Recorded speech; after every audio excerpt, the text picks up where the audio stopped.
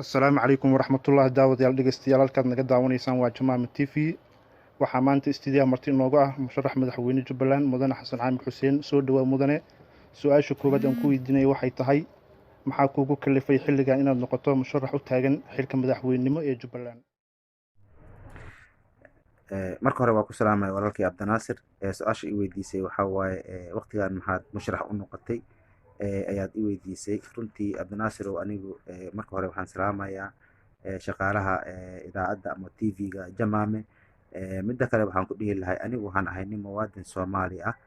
xaq baan u leeyahay inaan musharax noqdo oo macnaha soo taago macnaha dowlad macnaha Soomaaliya macnaha sida federaalka iyo ama dowlad goboleedsiga inaan soo taago xaq baan u leeyahay maadaama 2004 go-aan oo ah la gaaray macnaha in laba gobol iyo wax ka badan ay israacaan ay sameystaan dowlad goboleed ay sameystaan maadaama jubbada hoose aan u dhashay jubbada hoose jubbada dhexe iyo gedana ay noqdeen macnaha dowlad ay noqdeen macnaha dowlad goboleedsi ay noqdeen marka waqtigii 2004 ilaa hadda waxaan sugaynay in doorasho qof iyo codkiisa ay dhacdo si aan annagana ugu qayb galno musharaxnimo madaxweyne. marka taas ayaa igu kaliftay maadaama muwaadin Soomaali aan ahay inaan ani musharax noqdo oo aan isoo taago doorasho qof iyo codkiisa.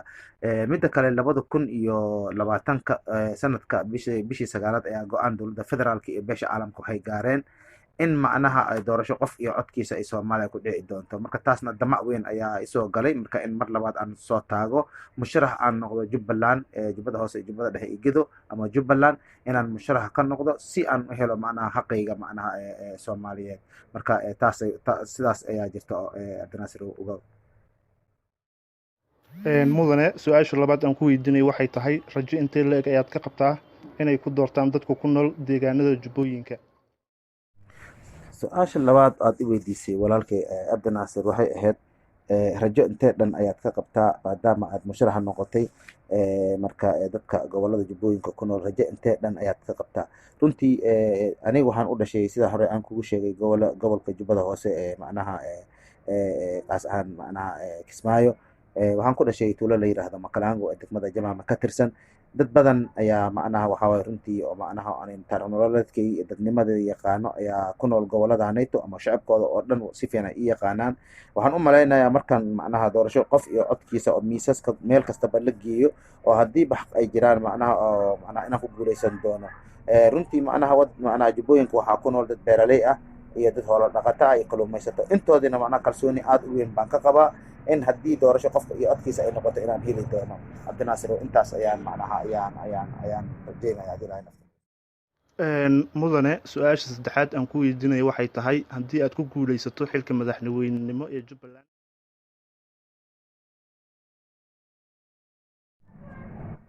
mar labaad runtii walaalkay midda saddexaad aad i weydiisay waxaa weeye haddii aad macnaha heshid maxaad u qabanaysaa haddii aad doorashada ku guuleysatid maxaad u qabanaysaa marka dadkaagi macnaha gobolada jubbooyinka ku nool. runtii jubbooyinka sida gobolka jubbada hoose jubbada dhexe iyo gedo waxaa ku nool dad population aad u badan oo baahidoodana kala tahay. dadka beeraleyda ah iyo dadka kalluumaysatada iyo dadka xoolo dhaqatada ah nin kasta baahi gooni uu leeyahay. nin kasta baahida uu leeyahay inaan wax ka qabto ayaan rabaa. ka dambe dadkan intaan la gaarin macnaha waxqabadka waxaan rabaa inaan u sameeyo macnaha runtii nabadgelyo hogle inay helaan shaqo abuur weyn inaan u sameeyo. ka dambe si ay macnaha nabadgelyada markay helaan markaa shaqo abuur aan u sameeyo. ka dambe inaan wax u qabto gobolkii macnaha dhismo isbitaal ha noqdo waxbarashadii macnaha sida jaamacadaha iskuulaadka ha noqdaan isbitaalihii ha noqdaan. laakiin muhiimadda dadkaygii macnaha waxaan rabaa marka hore amnigooda inaan sugo. ka dambe macnaha xoolo dhaqatada baahida ay qabaan inaan wax ka qabto. kalluumaysadana baahida ay qabto inaan wax ka qabto. beeraleydana sidaas oo kale 1960 ilaa hadda hornimada la qaatay gobolada jubbooyinka macnaha si toos ah wax looga qabtay anaga ma arkin. baahidana aad bay u badan tahay. isbitaalo ma qabno iskuulaad ma qabno jaamacado ma qabno horumar beereed ma qabno xoolo dhaqatada horumar ma qabaan kalluumaysada sidaas oo kale. intaas iyo wax ka badan inaan u qabtaan rabaa haddaan ku guuleysto macnaha doorashadeeda runtii. mudane su-aasha afraad aan ku weydiinaya waxay tahay wax ma naaga sheegi kartaa xilligii gumaystaha saameynta uu ku yeeshay deegaanada jubbooyinka? Cabdinaasir su-aasha afraad walaalkay aad i weydiisay waxay tahay macnaha xilliyada gumaysiga iyo taariikhda gumaysiga dhulkaas iyo macnaha wax inoo tataabo ayaad igu tiri. runtii Soomaaliya runtii laba qayb ayaa loo gumaystay. soomaaliya waqooyiga waxaa gumaystay cabdinaasir oo sidaad ogtahay macnaha ingiriis, koonfurna waxaa gumaystay talyaaniga. runtii markaan kuu sheego gumaysigana oo dhulkan koonfurta waxaa maray dad beeraley ah. beeraleyda markaas waxay kala ahaayeen dad bantu iyo dad naylod ah sida aad ogtihiin, laakiin dadka hoola dhaqatada ee macnaha gumaysiga aad bay ugu badbaadeen, sababtoo ah dadkaas ma ahayn dad meel loogu tooso ama dad tuulo degan ma ahayn, haddana ma ahayn dad markaas macnaha dhulkan afka webiga degan oo macnaha oo ama afka webiga u dhow ma ahayn. waa dad xuduudaha iyo meelaha sida xuduudka Ethiopia iyo xuduudka Kenya iyo meelahaas xuduudahaas bay deganaayeen. dadka hoola dhaqatada horta qaabkaas ugu badbaadeen, laakiin macnaha gumaysiga waxaa si toos ah ugu habsaday dadka beeraleyda ah. waxaa dhacday in macnaha la jirdilo, waxaa dhacday in la dilo, waxaa dhacday in xabsi la dhigo, waxaa dhacday in xasuuqo badan lagu sameeyo. waxyaalo badan aan la koobi karin ayaa lagu sameeyey dadka beeraleyda gumaysiga ku sameeyey. gumaysiga ka hor wadanka hadda markaas oo koonfurta la yidhaahdana waxaa xukumi jiray boqoro badan ayaa xukumi jireen sida aad maqashay macnaha 1700 ka hor 1600 1700 1800 boqoro ayaa meeshan xukumi jiro oo macnaha sida Geedi Shambo, Dubka Balow, Fela Arow, nin la yiraahdo macnaha Geedow, nin la yiraahdo Masepero Chaima, nin la yiraahdo nin boqor la yiraahdo Nasibundo, la yiraahdo boqor la yiraahdo Shongol Mafula. marka boqoro badan ayay soo mareen. marka dhulkan ma ay ahaan dhul maamul ku dhisan ayay ahayd, laakiin markii macnaha gumaysiga talyaaniga soo gaaray muhiimadiiba macnaha wuxuu xasuuqay dadka maamulkaas macnaha oo markii hore u jiray ayaa xasuuqay. qaar waa dilay, qaarna waxa way xasuuq nooc kale ku sameeyey sida Nasibundo oo kale ilaa hadda lama hayo meeshuu ku dambeeyo. waxyaalo badan oo gumaysiga sameeyey ayaa jira, laakiin dadkii macnaha hoola dhaqatada ahaayeen arrintaas mala kulmin, sababtoo ma ahayn dad macnaha oo tuulo degan oo meel loogu tooso ma ahayn. waxay ahaayeen dad guuraa oo xuduudaha degan ayay ahaayeen, laakiin dadka afka webiga degan oo bantuuda ah iyo naylodka ah ayaa si toos ah macnaha gumaysiga macnaha xusuuq badan ugu sameeyey. beeraha hadda la yiraahdo macnaha oo hadda muuska lagu dhoofsado oo hadda macnaha lagu magacaabo uu leeyahay macnaha Galooti ama beeraha la leeyahay Jidinero ama beeraha la leeyahay macnaha Fantoni ama beeraha la leeyahay macnaha oo la leeyahay macnaha ninka la yiraahdo macnaha Kabaloni la leeyahay iyo beero Bazardo beeraha la leeyahay iyo marka dadka gumaysiga dhulkoodii macnaha markii la xasuuqay laga qaaday ayaa macnaha beerahaas macnaha magacyadaas macnaha gaaladaas ay ku fadhiisteen lala baxay. moogiya dhulkaas oo macnaha hadda macnaha oo lagu sameeyay gumaysiga waa dhul bantu ah oo bantu lagu soo gumaystay oo lagu soo dilay, lagu soo rafaadiyay, qaarkood xabsi lagu dilay. marka dhulka hadda la yiraahdo macnaha dhul beereedka oo afka webiga ah kulli waxa iska leh runtii macnaha dad bantu ah oo lagu soo gumaystay dhulkaas. qof kale oo meesha lagu soo gumaystay ma jirin. gumaysi badan iyo dhibaato badan ay ku mareen sida aad ogtihiin.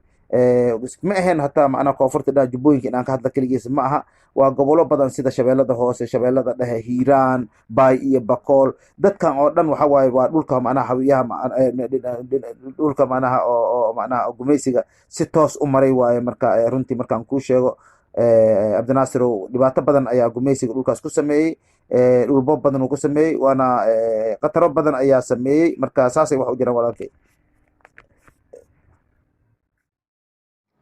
waxaa la sheegayaa mudane musharax beesha aad ka dhalatay in aysan deegaan ahaan jubbooyinka ku lahayn, balse boqor cismaan uu keenay. sidee suurtagal kuugu noqonaysaa inaad madaxweyne Jubbaland noqoto haddii aad deegaan ahaan u lahayn gobollada jubbooyinka qaybo ka mid ah? cabdinaasir walaalkay macnaha su-aasha shanaad aad i weydiisay waa su-aal aad iyo aad u muhiimsan, waana su-aal aad iyo aad u culus waaye. waxaad igu tiri macnaha dadku waxay leeyihiin macnaha jubbooyinka wax aad ku leedihiin male, ama 9 gobol macnaha Soomaaliya sida macnaha jubbada hoose, jubbada dhexe, Gedo, Baay iyo Bakool, shabeellada hoose iyo shabeellada dhexe iyo Hiiraan iyo Banaadir. marka waxa waaye dadka joogaan oo macnaha oo dadkaaga ee dad macnaha la keeni waaye, waana waxaa keenay boqor Usmaan. marka macnaha qaabkeed macnaha arrintaas wax uga helaysaa ama jawaabteedna siinaysaa anaga aan ku qanacno. markaad tiri waad ku mahadsan tahay. koleyda su-aasheeda hore aan kuu soo sheegay waxaa ku jirtay haddaad og tahay in macnaha 1600 ilaa 1700 dhulalka hadda 9 gobol aan ka hadlayay inay maamul macnaha ka jireen oo boqortooyo lagu xukumi jiray ayaan kuu soo sheegay. xilliyadaasna waxaa joogay dhulkan sida aan kuu sheegay macnaha dad la yiraahdo bantu iyo naylod ama jarirweyne sida dadka Soomaaliyeed ay u yaqaanaan. marka dhulkaas dadka ay ku noolaayeen 1700 waxay lahaayeen maamul oo boqortooyo ah ilaa laga gaaro maanta ayaa macnaha dhulkaas ay degan yihiin. Ma aha dad la keenay iyo dad la keeni karo midna ma aha. qorshahan oo noocaas oo la leeyahay boqor Cusmaan baa keenay la leeyahay waxa waaye dad rabaan in annaga dadka aan isla degno dhulka oo jiiraankana in rabaan inay dad isku dhacaan rabaan waaye. dad rabaan waaye haddii wax la kala qaybsanayo inaanan waxba helin annaga, macnaha haddii wax la kala qaybsanayo aan noqono dad la keeniyo macnaha aan Soomaaliya xaq ku lahayn inaan noqono dad rabo waaye. dad rabo waaye bulsho walaalo mar hore ahaayeen oo isku jiro haddana dhexdooda rabaan inay macnaha olaad iyo bilaayo ku sameeyaan rabaan waaye. ma ogiye macnaha dad boqor Cusmaan keenay iyo wax keeni kara ma aha. boqor Cusmaan ba waxa waaye annaga dhalnay, ma ogiye macnaha qof annagana keeni kara ma aha. nin annaga dhalnay waaye, annaga dhalnay boqor Cusmaan. laakiin macnaha taariikhdiisa inaan gadaal ugu nuuxsado iska dheereeyo ma rabo. waxaan kuu sheegay boqor Cusmaan nama keeni manana keeni karo. dhulkaas waa dhul Bantu iyo Nilood ay leeyihiin waaye oo macnaha abka ab ah boqortooyo xukumay jirtay. ka dambe waxaa imaaday macnaha gumaysiga imaaday. gumaysiga markuu baxayna Soomaaliya macnaha waxaa dhalatay macnaha Towrad baa dhalatay. towradii intaanan dhalanin macnaha xiliyadii macnaha gumaysiga la dagaalamayo xisbiyaashii macnaha oo SYL runtii macnaha nusba waxay ahaayeen jirir bay ahaayeen. marka taas daliil ku ah macnaha in dad boqor Cusmaan keenay inaanan ahayn, inaanan noqon karin, inaanan ahayn. marka taasaan jawaabtaada ka dhigi karaa haddii Ilaahay nafta nagu simo walaalkay haddaad ka qancaysid macnaha arrimaha macnaha aad i weydiisay taas ayaa macnaha ayaan kugu qanciyay.